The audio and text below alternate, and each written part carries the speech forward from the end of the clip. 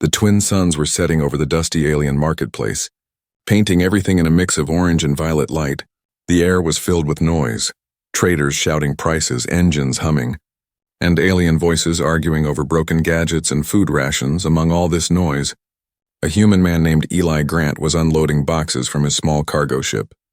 He looked tired, covered in dust, and his old flight jacket carried the scars of many years of travel. He had come to this planet, Varela 9, to sell old human tech, things nobody on Earth cared about anymore but which aliens still bought. He didn't notice anything strange until he heard a small sound behind a pile of empty crates. It wasn't a voice at first, more like a soft whimper. Like someone trying not to cry. Eli turned, scanning the dark corner between the supply stalls, and then he saw her.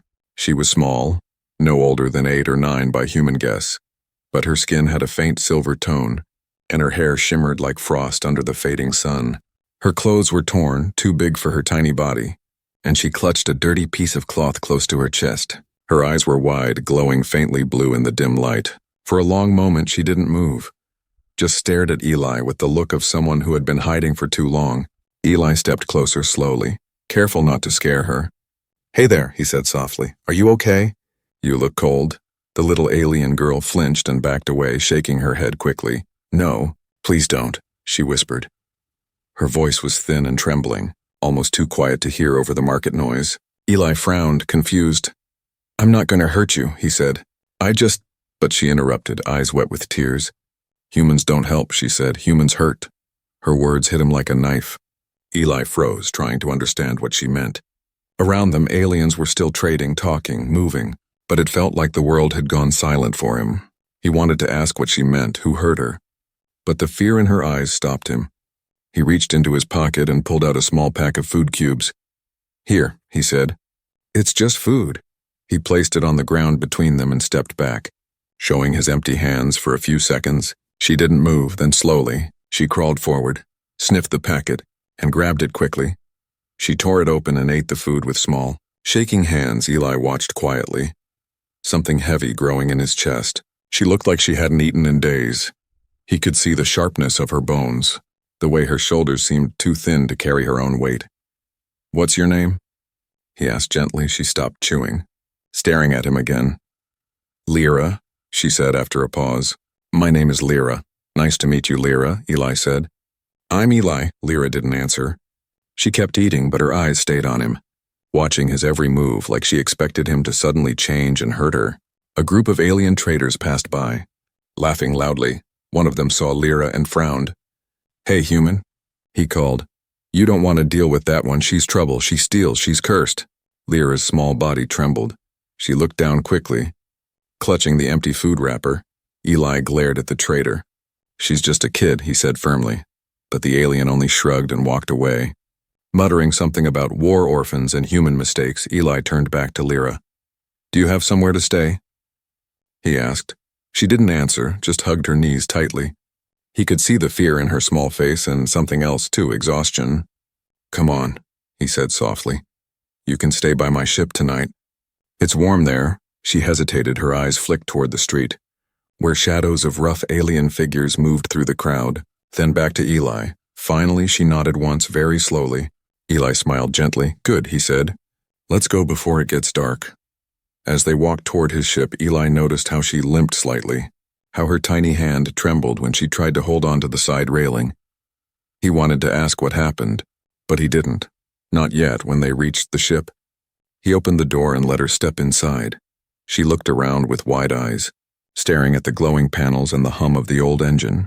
"You can sleep here," Eli said, laying out a blanket near the heater.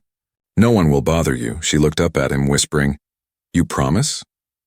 "I promise," he said quietly. That night, as the stars lit up the sky of Varela 9, Eli sat near the window watching the small alien girl sleep. He didn't know who hurt her or why she was so afraid of humans, but one thing was clear. Something terrible had happened to her, and before this journey ended, he was going to find out what it was. The night on Varela 9 was cold and heavy with mist. The old cargo ship groaned softly as the wind passed through the docking wires. Inside, the faint glow from the heater painted the metal walls in a warm orange hue. Eli sat near the control chair, cleaning an old tool and glancing now and then toward the corner where Lyra slept. She had curled herself into a tight ball, clutching the blanket like it was her only protection. Even in sleep, her face was not peaceful. Every few minutes, she shivered and murmured something in her alien tongue. Eli could hear the same word again and again. Wayne, no, he sighed. His heart felt heavy. He had seen fear before, on battlefields, in colonies destroyed by greed. But this was different. This was the fear of a child, a kind that should never exist. When morning came, the light from the twin suns crept through the ship's small window. Lyra woke with a small gasp, eyes wide, ready to run. For a second, she forgot where she was. Then she saw Eli sitting nearby. He didn't move, only smiled gently. Morning. Kid, she blinked, still uncertain. You didn't tie me, she said softly, confusion mixing with disbelief. Eli frowned. Why would I tie you? She didn't answer. Her fingers tightened around the edge of the blanket. They always do, she whispered. Eli leaned forward a bit. Who are they, Lyra? He asked. But she looked away, eyes distant. After a long silence, she said quietly, the traitors, the ones who buy and sell people like me. Eli froze. His hand stopped moving. You mean slaves? She nodded slowly. They said I was lucky, because humans used to pay good money for us, but then the war ended. And no one wanted the broken ones anymore. Eli felt his chest tighten. He remembered the war, humans versus the Zeth coalition, a long and bloody fight over resources. When peace was declared, many aliens were left stranded, poor and unwanted. Some humans turned them into cheap labor, others into property. He thought that chapter of history had ended, but clearly it hadn't. He tried to smile, though his voice shook a little. You don't have to worry about them here. You're safe with me. But Lyra didn't look convinced. She stared at her hands, small and rough, with faint marks around her wrists like something had once bound them. Safe, she repeated, as if testing the word. That's what they said too. Before they burned us, Eli's stomach turned. He wanted to ask more, but she stood up suddenly, wobbling on her feet. I need air, she said, and walked toward the ship's ramp outside. The market was slowly waking up again. Aliens shouted, drones floated overhead, and ships came and went. Eli followed her carefully, staying close. She wandered toward the back alleys, quiet places between old storage buildings. Then she stopped beside a wall covered in faded graffiti. Her small shoulders trembled. This is where they kept us, she whispered. Pointing toward a locked metal door, Eli stepped closer, noticing the scorch marks near the base of the door. You mean here? She nodded, her voice broke. We slept on the floor. They gave us light only when they wanted to see who was still alive. Eli's breath caught in his throat. He wanted to say something, anything, but no words came. Then suddenly Lyra's legs gave way and she fell to her knees. Eli rushed forward. Hey, easy now, he said, reaching for her. But when he touched her shoulder, she flinched violently and screamed, Don't touch me! The sound was sharp and raw. Heads turned from nearby stalls. Eli froze, raising his hand slowly. Okay. I'm not touching you, he said softly. It's all right. Her breathing was fast, tears running down her cheeks. I'm sorry, she said quickly. I didn't mean to. It's just when someone touches me there. It hurts. Eli crouched beside her, his voice gentle. Did they hurt you there? She looked at him for a long moment, eyes glistening, then she whispered, I can show you, but don't be angry. Eli didn't understand. Angry? At you? Never, he said. The little alien girl hesitated, then slowly lifted her sleeve, revealing part of her arm. Under the soft light, Eli saw strange, dark lines burned into her silver skin, marks that looked like human symbols. Letters, maybe a code. He felt his stomach twist. Who did this to you, Lyra? He asked, voice trembling. She looked away. Whispering one name and a human name, the captain ran. Eli's blood ran cold. He knew that name. A human officer who once ran illegal camps during the war. A man Eli had served under briefly before deserting. The realization hit him like fire. The monster who hurt her had been one of his own.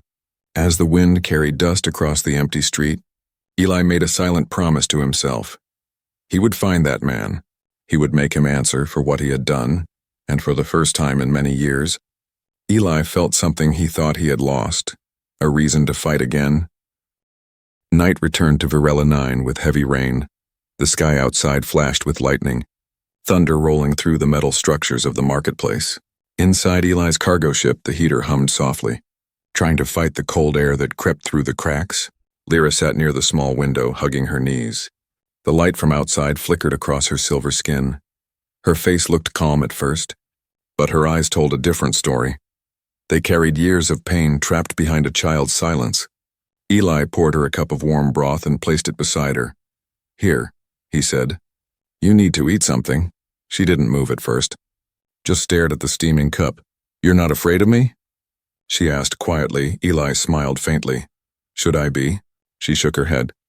"Most humans are. They say we're dirty, diseased, that touching us makes them sick." Eli's heart sank. "People who say that are wrong," he said. "You're not dirty." Lyra, for the first time since he met her, she smiled, a small, trembling smile, like she wasn't used to doing it. She took a sip from the cup, the warmth easing the tightness in her hands. Outside, thunder boomed again, and for a moment the lights flickered. Eli leaned back against the metal wall, watching her. "You said yesterday someone burned you," he said softly. "Do you want to tell me what happened?" Lyra went silent. The sound of rain filled the room. Each drop against the hull felt like the beat of a clock. Then she spoke, her voice barely a whisper. "They said it would make me strong." Eli frowned. "Who did?" "The humans," she answered. "The soldiers from the camp." Eli's chest tightened. He wanted to deny it. Wanted to say not all humans, but the word stuck in his throat. Instead, he asked gently, "What did they do to you, Lyra?" Her small hands trembled. She looked up at him, eyes glistening. "Promise you won't get angry." "I promise," he said, though he already felt his blood burning. Slowly, she placed the cup aside. Her breathing quickened. When the camp was full, "They needed space," she said. "They made us line up one by one. They pressed the hot iron rods against our backs. It burned deep.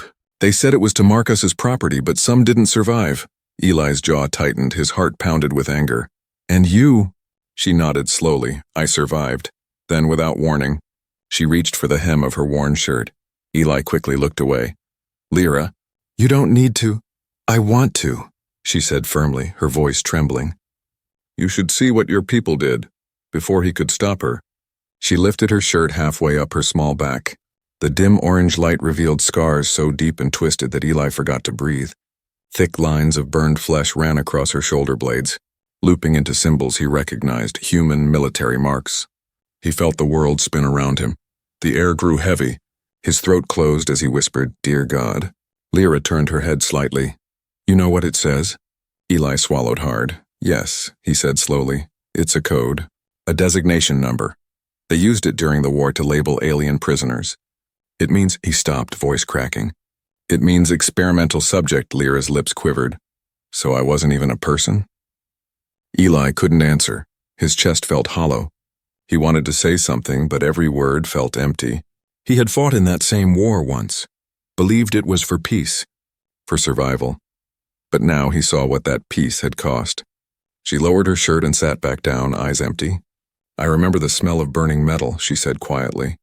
"The screams, the humans wore masks so we couldn't see their faces. But I never forgot their voices." Eli pressed a hand to his forehead. His breathing was uneven. "Lyra," he said softly. "Not all humans were like them, I swear." She looked at him, tears running down her silver cheeks. "Then why didn't anyone stop them?" He had no answer for a long time. Silence filled the ship, only the rain spoke, hitting the hull like soft tears. Then Eli stood, walked to a storage crate, and pulled out a small container of healing gel. He sat beside her and opened it. "This can help your skin," he said gently. "It's old tech, but it works." Lyra hesitated. "Does it hurt?" He shook his head. "No, but if you don't want me to touch you, I can tell you how to use it yourself." She looked at him for a moment, then nodded. "You can help," she whispered. "I trust you." Eli's hands trembled as he applied the cool gel along the edges of her scars.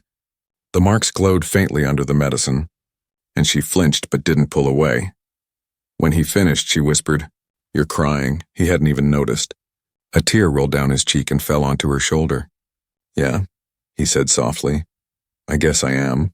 For the first time, she leaned against him, her head resting lightly on his arm. The thunder outside faded, replaced by the quiet hum of the ship. That night, Eli didn't see her as an alien anymore. He saw her as a child, broken, lost, and somehow still brave. And as he watched her fall asleep beside the heater, he made a silent promise to himself. He would never let anyone hurt her again. The next morning came quietly. The rain had stopped, but the clouds still hung heavy over Varela 9. The air smelled of wet dust and burned fuel. Inside the small cargo ship, Eli sat at the edge of his bunk staring at his hands. They were shaking. He hadn't slept every time he closed his eyes. He saw those scars again. The dark, twisted symbols burned into Lyra's small back. The marks of his own people, humans. The realization crushed him from inside. Lyra was still sleeping beside the heater, her thin frame covered in a clean blanket. Her breathing was slow and peaceful now. Eli should have felt calm seeing her safe, but instead he felt only guilt. He rubbed his face with both hands, whispering to himself, "What did we do? What did I fight for?" Years ago, he had served as a mechanic during the Human-Zeth War. He never saw the prison camps, never questioned the orders. He told himself he was just a worker, just following duty, but now, he realized that silence had made him part of it too. He stood slowly, walked toward the small mirror fixed on the wall. His reflection looked older than he remembered. His eyes were red and tired. "You're no better than them," he muttered. Behind him, a soft voice said, "Eli?" He turned quickly. Lyra was awake, sitting up and blinking sleepily. Her hair was messy, her silver skin glowing faintly in the morning light. "Hey," Eli said quietly, forcing a small smile. "You should rest more." She shook her head. "I had a bad dream." He sat beside her. "Want to talk about it?" She looked down, playing with the corner of the blanket. "I dreamed I was back there," she whispered. "In the camp they were calling names. They said I was next, but then I saw your face, and they ran away." Eli swallowed hard. "It was just a dream," he said softly. "They can't hurt you anymore." Lyra tilted her head, studying him. "You look sad, Eli. Why?" He tried to smile again, but it didn't reach his eyes. "Just thinking about things I can't change," she frowned. "You help me. That means you can change things." Her words hit him deeper than she knew. He nodded slowly. "Maybe," he said, "maybe I can." Later that day, Eli stepped out into the marketplace while Lyra rested inside. He needed air and answers. The crowd was thinner now, ships leaving the port after the storm. He found an old alien trader named Torin, a contact from his transport days. "Torin," Eli said, "do you know a man named Captain Wren?" The alien's wide eyes narrowed. "Wren?" he whispered. "That name is cursed, human officer from the war. He ran black camps and no one talks about him. He disappeared after the trials." Eli clenched his fists. "He didn't disappear, Torin. He's still out there." The alien leaned closer, lowering his voice. "You shouldn't dig into that, friend. Reen works with shadow traders now, sells living cargo to off-world buyers." "He's dangerous," Eli's jaw tightened. "I don't care," he said. "He hurt a child, a little girl, and I'm going to find him." Torin sighed. "If you go after him, you'll die." Eli looked him straight in the eye. "Then I'll die doing the right thing." He walked back to his ship, his heart heavy but clear. When he entered, Lyra was awake. Trying to fix a broken navigation screen, she smiled shyly. "I wanted to help," Eli smiled faintly. "You did," he said. "You helped more than you know." As night fell again, he sat by her side. He watched as she drew small symbols on a scrap of paper, shapes from her homeworld. "Glowing faintly blue, what are those?" he asked. She smiled softly. "They're called Sitha. It means light from broken stars," my mother said. "Even broken things can still shine." Eli felt his chest tighten again. "Your mother sounds wise." Lyra nodded, her eyes glimmering. "She used to sing that to me when I was scared." Silence filled the room, soft and peaceful. For a moment, Eli forgot about the war, the pain, the scars. He saw only the small alien child before him, innocent and strong. Then the ship's monitor beeped. A red signal flashed. Unregistered transmission detected.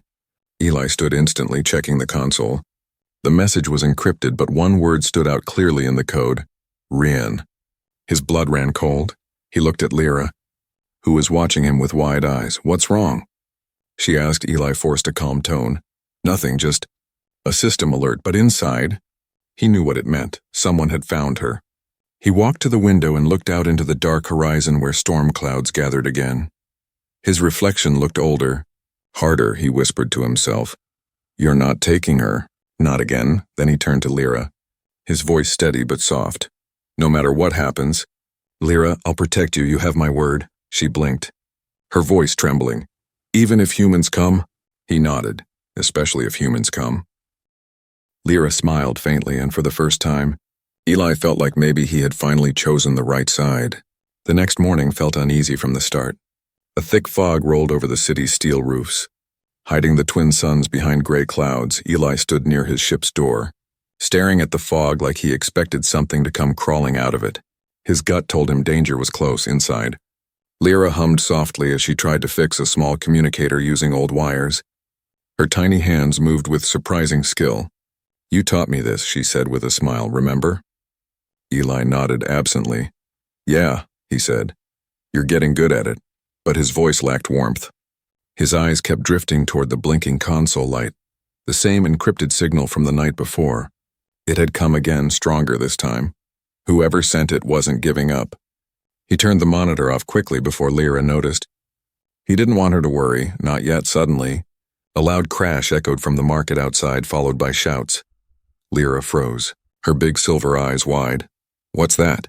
Eli peeked through the small viewing slit, his heart dropped. A group of armed men and alien mercenaries were moving through the fog. Their armor was black and silver. Rain's private hunters, he recognized their mark immediately. They were scanning the market, pulling up holographic images. And one of those images was Lyra's face. Eli's pulse quickened. Lyra, listen to me, he said in a calm but firm voice. We have to leave now. She looked confused. Why? What's happening? They found us, he said sharply, grabbing his bag and stuffing in rations and a small med kit. No time to explain. Lyra's breath caught. Them? She whispered, already trembling. Eli nodded. Yes, the same ones. But I won't let them touch you. He took her hand and led her toward the ship's back exit. They stepped out quietly, blending into the fog. The sound of boots and shouting echoed closer. Through the mist, they moved between rusted containers and broken vehicles. Trying to stay low, Lyra clung to his sleeve, her small hand shaking. Eli, I'm scared, she whispered. I know, he said, glancing around for a safe path. But you trust me, right? She nodded weakly. Always. They reached the old cargo tunnel that led under the docks. Eli pushed the heavy door open, but before they could enter, a sharp voice shouted, Stop right there. Eli turned and his blood ran cold. Standing just 20 feet away was Commander Wren. The man himself, older now, but his cold smile was the same. His cybernetic eye glowed red through the fog. Well, he said, if it isn't my old mechanic. Eli Grant, Eli's jaw clenched. Wren, he growled, you're still breathing. I see. Rain laughed dryly. Barely, thanks to the war you walked away from. His eyes shifted to Lyra. And you brought me my missing property.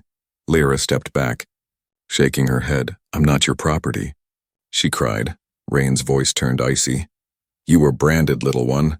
You belong to the mark on your back. Eli moved between them instantly, his voice sharp. Not anymore. Rain's smirk vanished. He motioned to his soldiers, take her, before they could react. Eli grabbed a nearby metal rod and swung it hard. Catching one of the soldiers across the helmet, sparks flew. Chaos erupted. Run, he shouted to Lyra. She darted into the tunnel as the sound of gunfire echoed through the fog. Eli fought with desperate strength, dodging energy bolts and striking back with pure rage. One soldier lunged with a blade, but Eli caught his arm and slammed him into the wall. Another bolt hit Eli's shoulder, burning through his jacket. He gritted his teeth and kept moving. Wren watched with amusement. Still think you can change what humans are? He shouted. You're fighting your own kind. Eli shouted back. Then maybe it's time my kind learned what being human really means. With one final swing, Eli struck the generator beside the tunnel door. The explosion threw both him and the soldiers backward. The tunnel entrance collapsed in sparks and smoke, sealing Lyra safely inside, coughing and bleeding. Eli dragged himself behind a crate. His body ached, but he smiled faintly. She was safe for now. Through the smoke, Wren's voice echoed. You can't hide her forever, Grant. She's marked. The network will find her anywhere in the stars. Eli glared at him. Then I'll break your network, he said. Wren's cold smile returned. You'll die first. Eli raised his weapon. Then I'll die trying. The sound of sirens in the distance grew louder. The local security forces were responding. Rain's men pulled back into the fog. disappearing like shadows when the silence returned.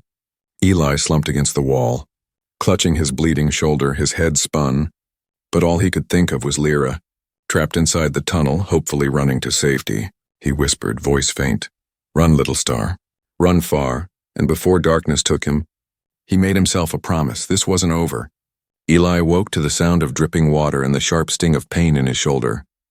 The world around him was gray smoke and broken metal. His head throbbed. He blinked slowly, trying to remember where he was. The explosion, the tunnel, rain, then everything rushed back like a storm. He groaned, pushing himself up. His body ached, but he was alive. The generator blast had taken out most of the hunters. He looked around, searching for any sign of Lyra, but she was gone. The tunnel door was sealed with debris. "Good," he whispered weakly. "She's safe." He pressed his hand over the wound on his shoulder, blood seeping through his shirt. He staggered toward the ship, limping through the fog. The market was nearly empty now. The traders had fled after the blast. Only the smell of smoke and burnt metal hung in the air. Inside the ship, he collapsed into the pilot chair. Trying to breathe through the pain, he needed to leave. But the ship's system flashed red. Engine offline. Rain's men had damaged it before retreating. He slammed his fist against the console. "Damn it!" Then he froze. A soft sound came from behind, and a small voice, trembling but real. "Eli?" He turned quickly, and there she was. Covered in dust but alive, Lyra stood at the door of the ship, clutching the broken communicator to her chest. "I couldn't leave you," she said, tears in her eyes. "You told me to run, but I couldn't." For a second, Eli just stared, his throat tightened. "Lyra, you shouldn't have come back." She shook her head stubbornly. "You saved me, I save you," Eli smiled weakly. "That's not how it works." She stepped closer. "Then it should," she said softly. Her words hit him deep. For all her pain and fear, she was still braver than most humans he had known. Eli took a deep breath, trying to steady himself. "We need to move. Rain won't stop, not until he gets you." Lyra wiped her tears and nodded. "Then we stop him first." Eli blinked, surprised. "What?" She pointed at the communicator in her hands. "You said once that all human tech can talk to other machines. This one can too. I can send false signals. Make his trackers follow ghosts." Eli looked at her in amazement. "You figured that out yourself?" She smiled a little. "You said I was smart." He laughed softly. "Despite the pain?" "Yeah, I did." They worked together for hours, Lyra rewiring the communicator while Eli patched the engine with whatever spare parts he had left. Every time thunder rolled outside, Lyra flinched, but she kept working. Her small hands steady even as fear danced in her eyes. By nightfall, they had managed to power the engine enough for flight. The ship hummed with weak energy, barely holding together. Eli checked the radar. "They'll come again." "Maybe tonight," he said. "We can't outrun them. But maybe we can make them think we did." Lyra looked up. "How?" He pointed to the hills beyond the city. "There's an old canyon base, and abandoned after the war. We'll lure them there." Lyra frowned. "That's dangerous." He smiled faintly. "So am I." They took off as the first stars appeared in the dark sky. The damaged ship rattled as it rose above the mist. Below them, Wren's men were already regrouping. Following the false signal Lyra had sent, they believed she was escaping toward the eastern ridge. Hours later, the ship landed deep inside the canyon. The wind howled through the rocky cliffs, echoing like ghostly voices. Eli armed the ship's defense turrets manually, while Lyra set small EMP traps near the entrance. "Eli," she said suddenly, "do you think all humans are like Wren?" He paused, looking at her. "No," he said softly. "But I think some humans forget what it means to care. Wren's one of them." Lyra looked down. "I think you're what a human should be." Her words warmed something inside him that had long gone cold. He smiled faintly. "Thank you, kid." Then the radar beeped. Fast, sharp, relentless. Wren's ships were closing in. Eli grabbed his blaster rifle. "It's time," he said. The canyon roared as energy blasts tore through the night sky. Eli fired back, sparks flying. Lyra triggered one of the EMP traps, knocking 2 drones from the air. Rain soldiers advanced, shouting through the dust. Eli moved like a soldier again, not for glory. Not for orders, but for something purer. Every shot he fired was to protect one small life behind him. Reen's voice echoed through a loudspeaker. "You can't win, Grant. She's marked. She belongs to us." Eli shouted back, "Then come take her." He stood his ground, the fire lit his face, his eyes fierce with determination. Lyra hid behind the rocks, watching in terror and awe. She had never seen anyone fight for her. Not like this, the sound of blasters, the glow of explosions, the roar of the wind. It all felt like the world was ending. When the smoke cleared for a moment, Eli saw Ren himself stepping forward. His armor gleaming, his cybernetic eye burning red. "You should have stayed out of this." "Eli," he said, "now you'll die with her." Eli raised his rifle, breathing hard. If that's the price for doing what's right, and then so be it. Before Ren could reply, another EMP charge went off.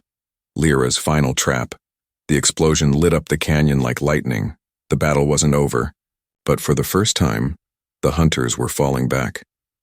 And as the dust settled, Eli turned to see Lyra standing tall behind him, holding one of his spare rifles, trembling but brave.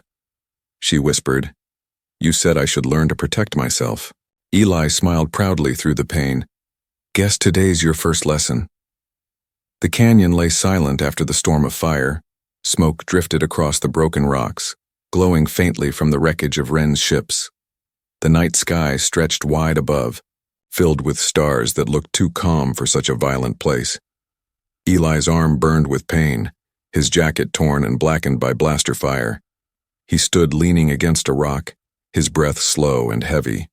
In front of him, the ground was littered with broken drones and shattered weapons. The battle was over, or at least it seemed to be. Lyra ran to him, her small boots kicking up dust. "Eli," she cried, dropping the rifle and reaching his side. "You're hurt." He smiled weakly. "Just a scratch," he lied, blood staining his sleeve. Her trembling hands tried to press a piece of cloth over his wound. "Don't move," she whispered. "You'll be okay?" Eli chuckled softly. "You sound like a doctor.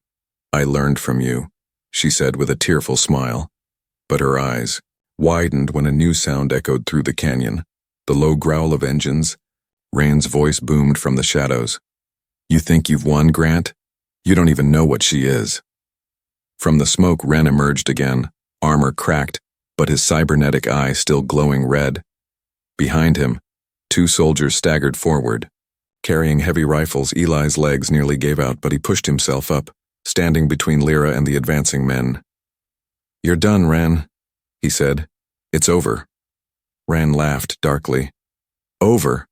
No, this is just the end for you. She's worth more than your entire ship. Her blood heals, her cells repair." Eli froze, staring at Lyra. What is he talking about? Reen smirked. "She's not just a slave. She's a lab experiment. Our greatest mistake and greatest weapon. Humans made her kind to test regeneration formulas. Her scars aren't just wounds, they're proof that she survives everything." Lyra's eyes filled with tears. "That's why they never let us die," she whispered. "They needed us alive. To test more pain." Eli's hands clenched into fists, rage boiling inside him. "You tortured children for medicine?" he shouted. "You called that science?" Rain raised his gun. "Call it what you like, but she belongs to me." Lyra stepped forward suddenly, her voice trembling but strong. "No," she said. "I don't belong to anyone." She raised her small hands, and the strange glow of her alien blood pulsed through her veins. The energy that once kept her alive now surged outward in waves of light. Ren's gun fired, but the blast dissolved in midair, swallowed by the glowing field that surrounded her. The canyon filled with blinding silver light, and for the first time, Ren looked afraid. Eli shielded his eyes, calling out, "Lyra, stop. You'll burn yourself out." She turned to him, her eyes glowing like stars. "You said broken things can still shine," she whispered. "I'm shining now." The light exploded outward, sending Ren and his soldiers flying back. Their weapons melted, their armor cracked, and then there was silence. When the glow faded, Lyra collapsed. Eli ran to her side, kneeling down and lifting her gently. "Hey, stay with me," he said, his voice shaking. "You did it, Lyra.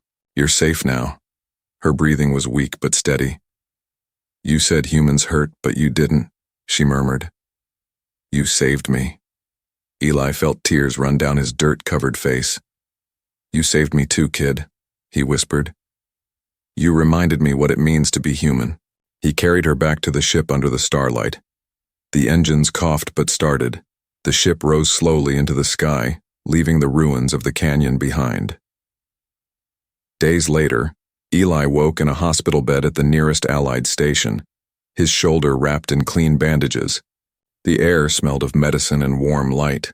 He turned his head and saw her. Lyra sat beside him, her skin glowing healthy, the scars on her back now faint lines of silver. She smiled when she saw him awake. "You didn't die," she said softly. He smiled weakly. "You didn't let me." She giggled, the sound bright and warm. "The doctors said my blood helped heal you faster. I guess Ren was right about that part." Eli chuckled. "Guess he was," he said. "But he was wrong about everything else." "What will we do now?" she asked, looking out the window at the stars. Eli leaned back, his eyes soft. "We'll go wherever we want. You're free, Lyra. No more cages, no more camps, no more running." Her eyes sparkled. "Then let's find a place where no one ever cries again." He nodded. "Yeah, let's do that." The ship that once carried fear now carried hope. As it flew across the stars, its lights flickered like a heartbeat, reminding the galaxy that even in the darkest corners, humanity could still choose kindness. And somewhere deep inside that ship, a little alien girl who once feared humans now believed in them again, because one human had cared enough to fight, bleed, and break the chains of her pain.